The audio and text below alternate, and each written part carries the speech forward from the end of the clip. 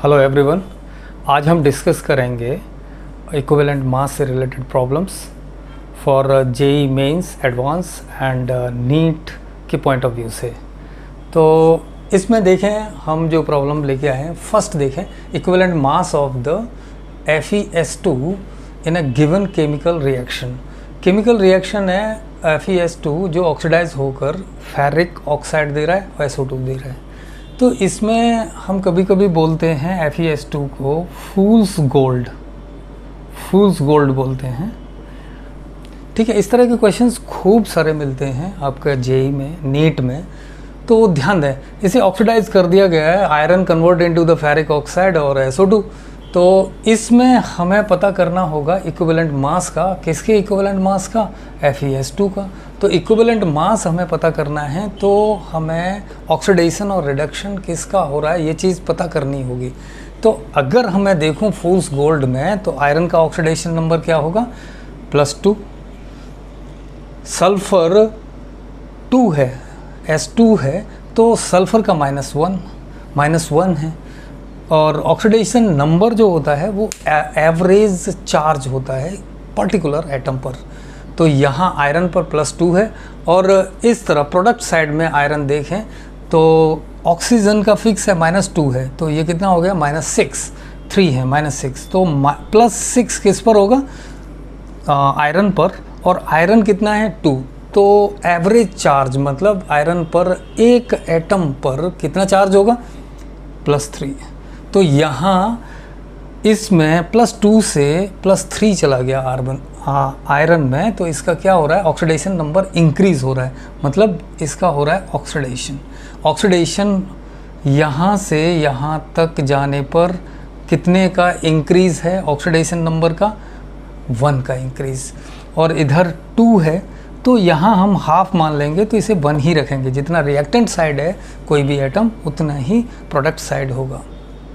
अब सल्फ़र के लिए देखें तो सल्फ़र में ऑक्सीडेशन नंबर कितना है? -1। और SO2 में सल्फ़र का ऑक्सीडेशन नंबर कितना होगा? ऑक्सीजन का -2, तो सल्फ़र का कितना हो जाएगा? +4। क्योंकि -2 से 2 से मल्टीप्लाई कर दो तो -4 हो गया, उतना ही सल्फ़र पे होगा, तभी ये न्यूट्रल बना है। तो ध्यान दें, इधर रिएक्टेंट साइड जो सल्फ़र है वो 2 है, तो इधर भी हम 2 ही मानेंगे। तो यहाँ से सल्फ़र -1 से +4 जा रहा है, तो कितने का चेंज है? और यहाँ पर भी क्या हो रहा है? ऑक्सीडेशन। और इन दोनों का ही ऑक्सीडेशन हो रहा है। और आयरन में कितने का? 1 का चेंज, और सल्फ़र में कितने का? 5 का चेंज। -1 2 +4 जा रहा है। तो यहाँ पर देखिए कि ये 2 है, तो 2 के लिए कितना हो जाएगा? 5 × 2, तो ये N2 2 हो गया, सॉरी 10 हो गया। यहाँ पर ये N2 10 हो गया। दोनों में ही इलेक्ट्रॉन का जो लॉस हो रहा है 1 का हो रहा है, इधर 10 का हो रहा है। 1 के लिए कितने का है? 5 का। तो 2 सल्फ़र के लिए कितने का हो गया? 10 का। तो हम यहाँ पर जो ऑक्सीडेशन नंबर देखें इसका, तो किस तरह से हम FeS2 के n फैक्टर की बात करें, n factor of FeS2, iron का ऑक्सीडेशन हो रहा है, इधर सल्फ़र का भी ऑक्सीडेशन हो रहा है। तो ऑक्सीडेशन में आयरन का कितने का लॉस है? N1, और सल्फ़र के लिए N2 का। तो यहाँ पर इसका जो n फैक्टर आएगा 1 प्लस ये कितना है? 10, तो हमारा हो गया 11। यानी ऐसे मान लीजिए कि n फैक्टर किसी भी सब्सटेंस का वो होता है जो रिएक्शन में वो सब्सटेंस कितने इलेक्ट्रॉन का लॉस कर रहा है या कितने इलेक्ट्रॉन गेन कर रहा है। तो इसमें दोनों ही केसेस में लॉस हो रहा है, आयरन के केस में और सल्फ़र के केस में, तो दोनों को हमने ऐड कर दिया है। तो इक्विवेलेंट मास निकालने के लिए हमें क्या करना होगा? मोलर मास से डिवाइड करना होगा n फैक्टर को। तो equivalent mass of FeS2 is equal to molar mass divided by n factor. तो इसमें हमारा मोलर मास कितना है? m। m हमने मोलर मास मान लिया FeS2 का। और FeS2 का molar mass divided by n factor कितना आया 11। तो इसका FeS2 का मतलब कितना इक्विवेलेंट मास हुआ m/11। तो B इज़ करेक्ट। अब सेकंड क्वेश्चन इसमें देखें तो इस केस में हमने एक इक्वेशन दी हुई है और इस इक्वेशन में पूछा गया है कि HCl का इक्विवेलेंट मास कैसे हमें कैलकुलेट करना है। तो यहाँ पर सबसे अहम चीज़ ये है कि कोई भी सब्सटेंस के पर मोल में कितने नंबर ऑफ मोल्स इलेक्ट्रॉन का लॉस हो रहा है, ये मोस्ट इम्पॉर्टेंट थिंग है for the calculating the equivalent mass. तो n फैक्टर निकालने के लिए हमें क्या करना होगा, इस रिएक्शन को बैलेंस करना होगा। तो अगर मैं इस रिएक्शन को बैलेंस करता हूँ, वैसे मैंने एक वीडियो बनाया उसमें बैलेंसिंग के बारे में मैंने बताया है, तो उसे आप जाके देख सकते हैं। इसमें देखें कि बैलेंसिंग के लिए मैं n फैक्टर, हर सब्सटेंस का n फैक्टर निकाल लेता हूँ, उससे इसे रिएक्शन को बैलेंस करूँ।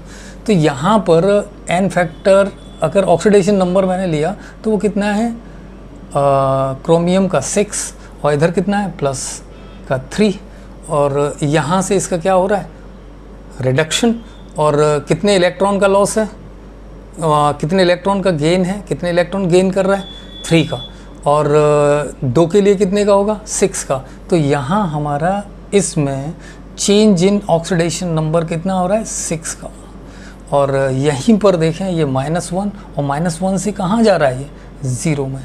तो इधर से यहाँ इसके लिए कितने का गेन हुआ इलेक्ट्रॉन का 1 का, तो ये 1 है। तो मैंने इसे 1 मान लिया, इसे 6 मान लिया, तो क्लोरीन कितना हो जाएगा 3। बाकी ये जो क्लोराइड हैं these are the spectator ions, तो स्पेक्टेटर आयंस कितने हो जाएंगे, ये 2 हो गया और ये 2 हो गया, तो कितने हो गए टोटल 8, और ये यहाँ पर कितना है 6 और 6 + 8, तो हमारा ये कितना हो जाएगा 6 + 8 14। तो ये जो रिएक्टेंट साइड है ये बैलेंस हो गया, और इधर मैं प्रोडक्ट साइड में आऊँ तो बाकी सभी क्लोरीन जो है वो बैलेंस है, और बचता है हाइड्रोजन कितना हो जाएगा 7, हाइड्रोजन और ऑक्सीजन बैलेंस हो गए। अब देखना ये है कि हमारे पास में ये है HCl, और HCl क्लोराइड किस में लॉस हो रहा है, एक इलेक्ट्रॉन देके किस में कन्वर्ट हो रहा है क्लोरीन में, और क्लोरीन अगर मैं देखता हूँ तो इसमें 14 mole of HCl convert into the 3 moles of the chloride. तो ये कितने इलेक्ट्रॉन का लॉस कर रहा है पर मोल HCl कितने इलेक्ट्रॉन का लॉस किया।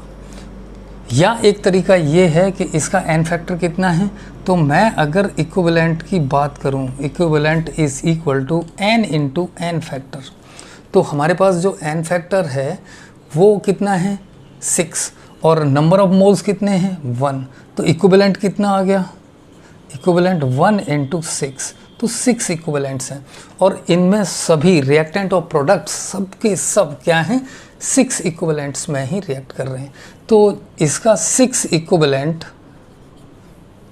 K2Cr2O7 के इसके 6 इक्विवेलेंट से रिएक्ट कर रहा है। और यहाँ मैं देखूँ तो मेरा इक्विवेलेंट ये 6 इक्विवेलेंट क्या हैं HCl के, which is equal to the n कितना है n इंटू NF, मुझे NF निकालना है, n फैक्टर निकालना है। तो ये 14 मोल्स रिएक्ट कर रहे हैं 6 इक्विवेलेंट से, तो 6 is equal to 14 into n factor. तो n फैक्टर इसके लिए कितना आ गया, इस रिएक्शन में हमारा HCl के लिए n फैक्टर जो आएगा वो यहाँ से आएगा, तो ये 6 डिवाइडेड बाई 14, इसका मतलब n फैक्टर कितना हो गया 3/14। ध्यान दें यहाँ इसके इलेक्ट्रॉन का लॉस कितना, देखो 3 क्लोरीन, यहाँ chloride change into the 6 chloride change into the 3 chlorine, तो इसने कितने इलेक्ट्रॉन का लॉस किया 6 इलेक्ट्रॉन्स का, और किसके लिए 14 मोल्स के लिए, है ना।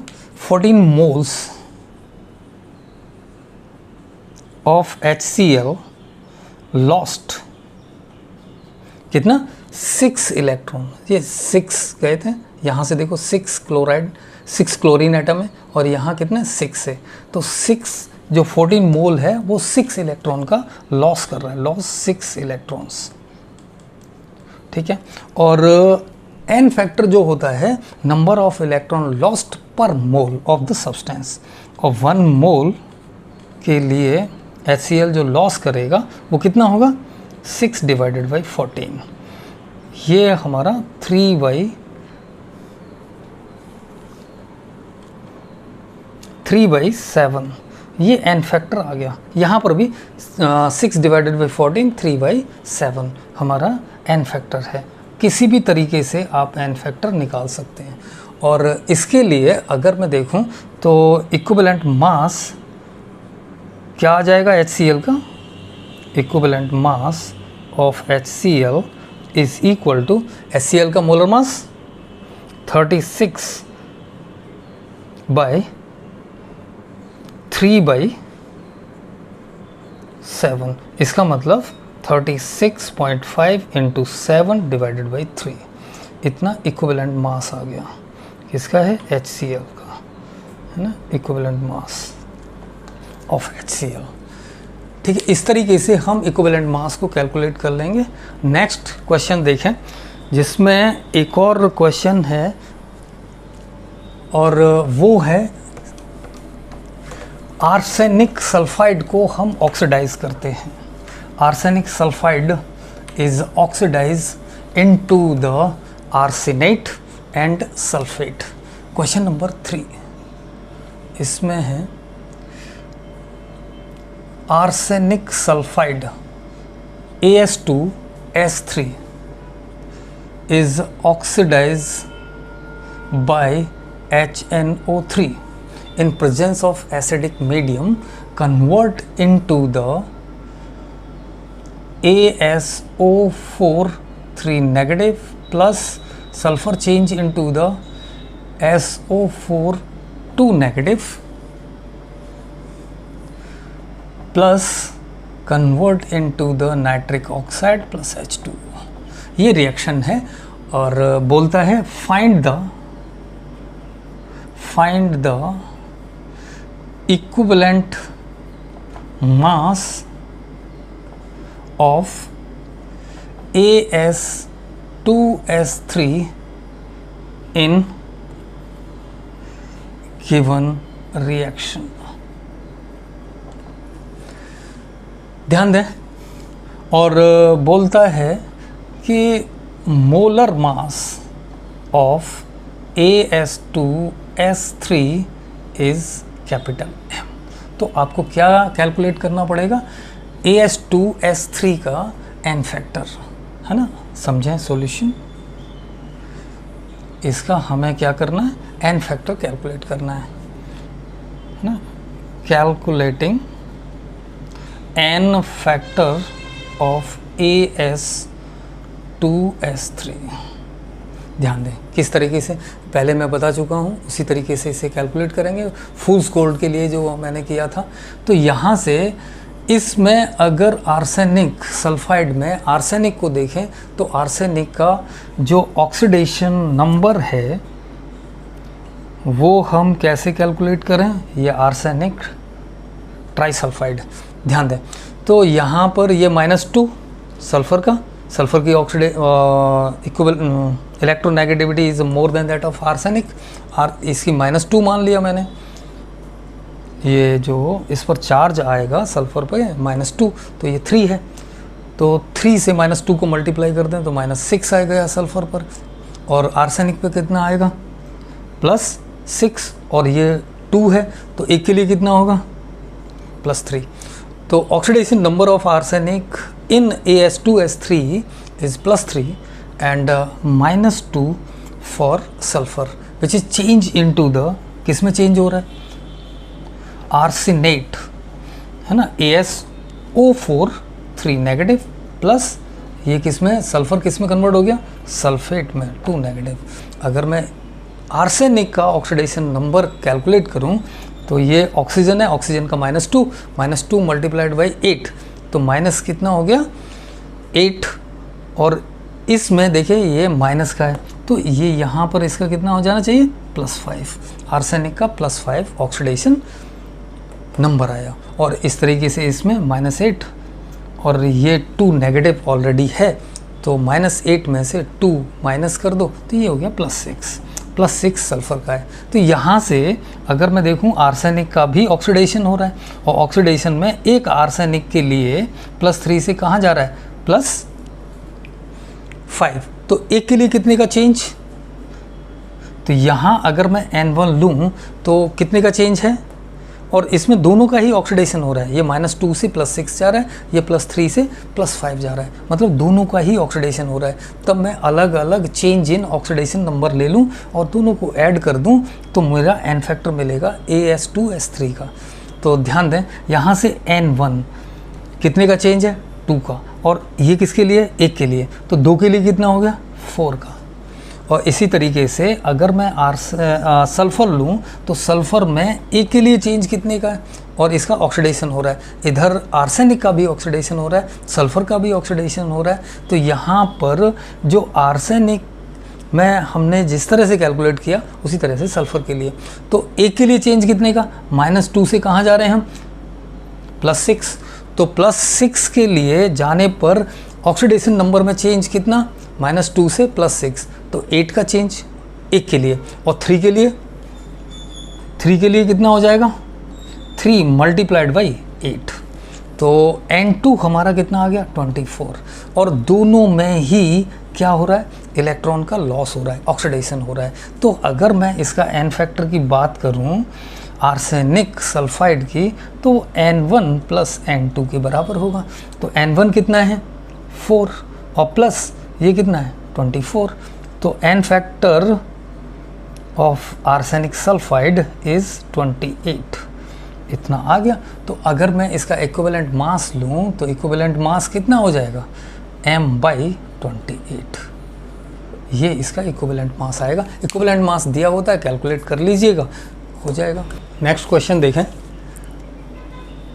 Calculate the equivalent mass of H3PO2 hypophosphorous acid which undergo disproportionation reaction.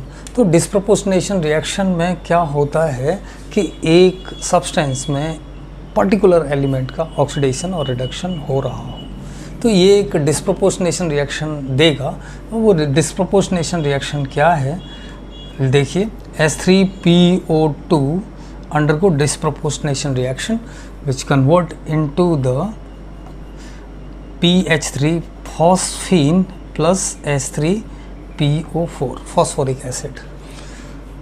तो यहाँ पर इस रिएक्शन को मैं बैलेंस करूँ, देखें इसका जो ऑक्सीडेशन नंबर है फॉस्फोरस का फॉस्फीन में वो -3 है, क्योंकि hydrogen is in +1 oxidation state, और इसके लिए देखें तो ऑक्सीजन इन ऑक्साइड फॉर्म -2 +1, तो ये हो गया -8, ये हो गया +3, और इसे बैलेंस करके देखें तो ये +5।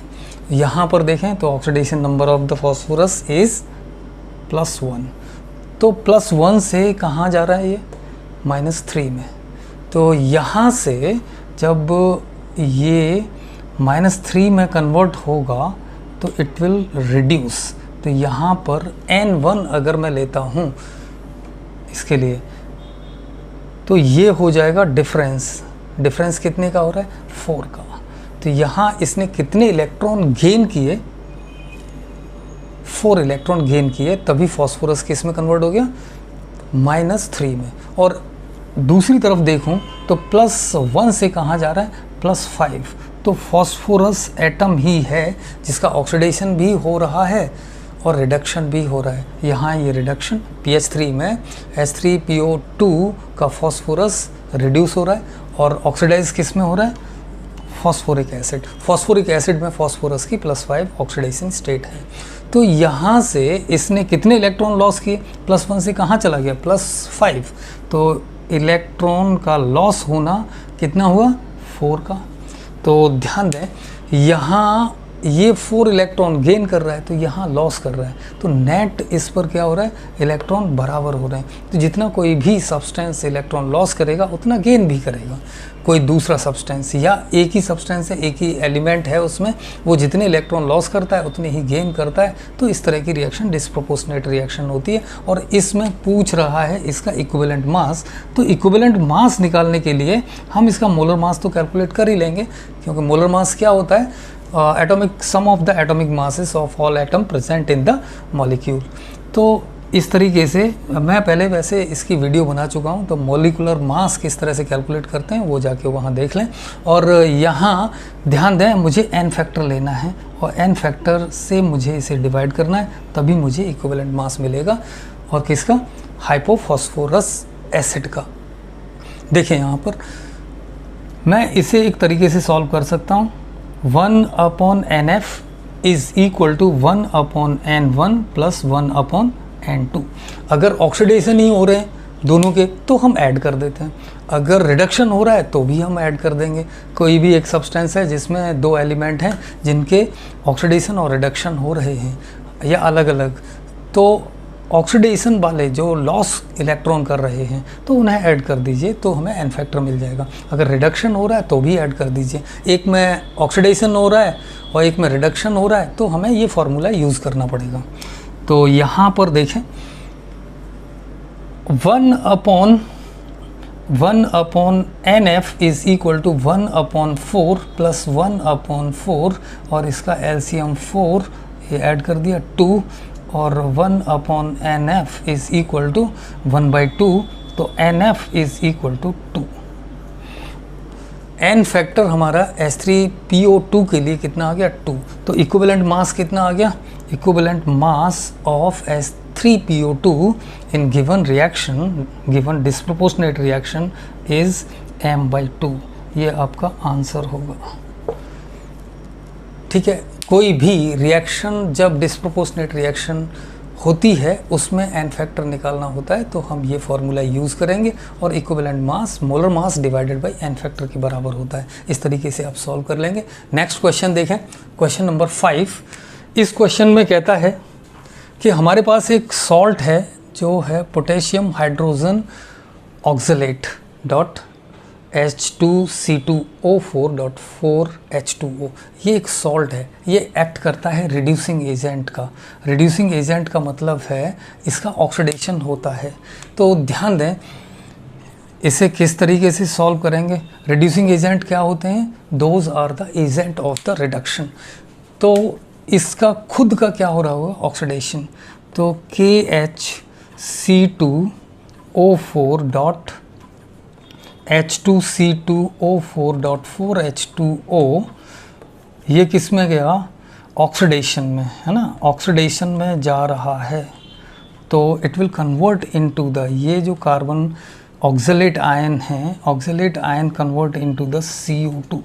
तो यहाँ पर ऑक्सलेट का देखें तो +3 ऑक्सीडेशन स्टेट है और यहाँ पर भी +3 ऑक्सीडेशन स्टेट, यहाँ पर +4 ऑक्सीडेशन स्टेट है।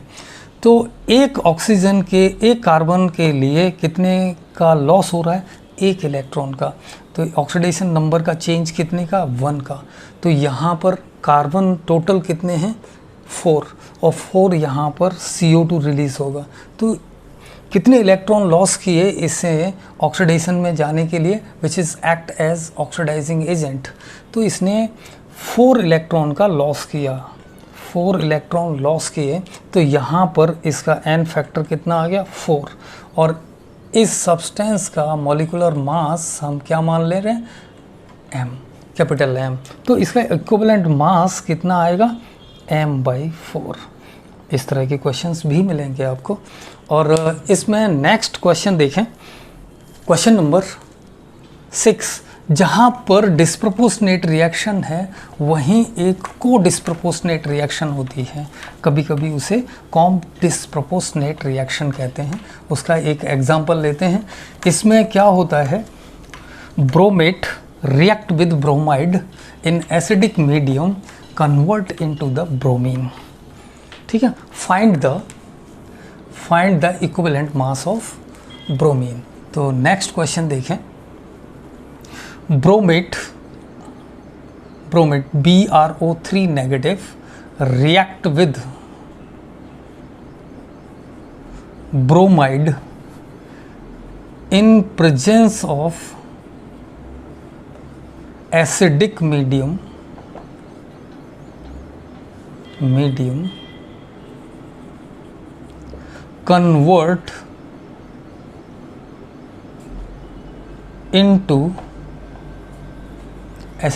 convert into bromine. Find the equivalent mass of bromine.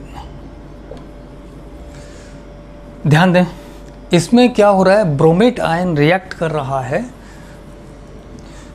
Bromide ion से और ब्रोमीन दे रहा है। ध्यान दें,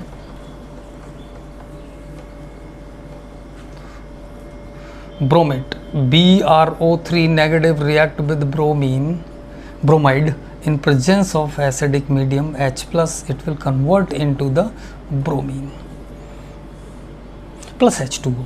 हमें रिएक्शन को बैलेंस तो नहीं करना है और हमें पता क्या करना है कि ब्रोमीन का इक्विवेलेंट मास, इसका हमें इक्विवेलेंट मास पता करना है। तो इसके इक्विवेलेंट मास के लिए हमें क्या करना होगा, ध्यान दें, ये डिस्प्रोपोर्शनेट रिएक्शन की उल्टी रिएक्शन है, इसे बोलते हैं कॉम्प डिस्प्रोपोर्शनेट रिएक्शन। तो ध्यान दें, यहाँ पर ब्रोमीन का जो ऑक्सीडेशन नंबर है वो 0 है और ब्रोमाइड का -1 है और ब्रोमेट का +5 है। तो जैसे हमने डिस्प्रोपोर्शनेट रिएक्शन के लिए हम ऑक्सीडेशन नंबर का जो चेंज ले रहे थे उसी तरीके से, लेकिन इसमें रिवर्स ले लें। तो ब्रोमीन से हम अगर ब्रोमाइड की तरफ जा रहे हैं तो कितने इलेक्ट्रॉन का गेन हो रहा है, तो 1, हम ब्रोमीन का 1 एटम लें तो इसमें 1 इलेक्ट्रॉन ये गेन कर रहा है, मतलब रिडक्शन की तरह से जा रहा है। तो यहाँ से हमने N1 लिया और ये 1 के लिए 1 का, तो 2 के लिए 2 का है, 2 एटम्स हैं तो 2 के लिए 2, इसका N1 आ गया। और इसी तरीके से हम ब्रोमेट को लें तो यहाँ से ये कितने में कन्वर्ट हो रहा है, देखिए यहाँ से कितने इलेक्ट्रॉन का लॉस कर रहा है, 5 का। तो 2 के लिए N2 के लिए कितना होगा, 10 का। तो हमें इसका n फैक्टर लेना है इक्विवेलेंट मास निकालने के लिए। तो n फैक्टर हम कैसे कैलकुलेट करें, NF is equal to 1/N1 + 1/N2, जो दोनों ही डिस्प्रोपोर्शनेट रिएक्शन और कॉम्प डिस्प्रोपोर्शनेट रिएक्शन के लिए सेम तरीके से, बट डिस्प्रोपोर्शनेट में सीधे सीधे लेते हैं और इसमें उलट के लेते हैं, प्रोडक्ट साइड से देखते हैं। तो यहाँ 1/NF लें तो 1/2 + 1/10 और ये हमारा 1/NF, इसका अगर एलसीएम लें 10, ये हो गया 5 + 1, तो ये आ गया बेटा 6/10। और यहाँ n फैक्टर अगर देखें हम तो कितने के बराबर हो जाएगा, ये है 3, ये हो गया 5/3। 5/3 n फैक्टर आ गया हमारा ब्रोमीन का।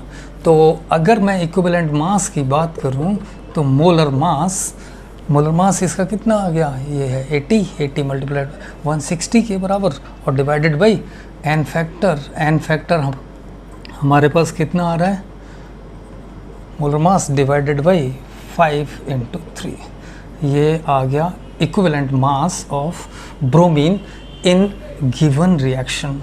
इस रिएक्शन के अंदर इस तरीके से आप इक्विवेलेंट मास कैलकुलेट करेंगे सब्सटेंसेस का, which is very helpful for the calculating the question in JEE Mains, Advanced and NEET.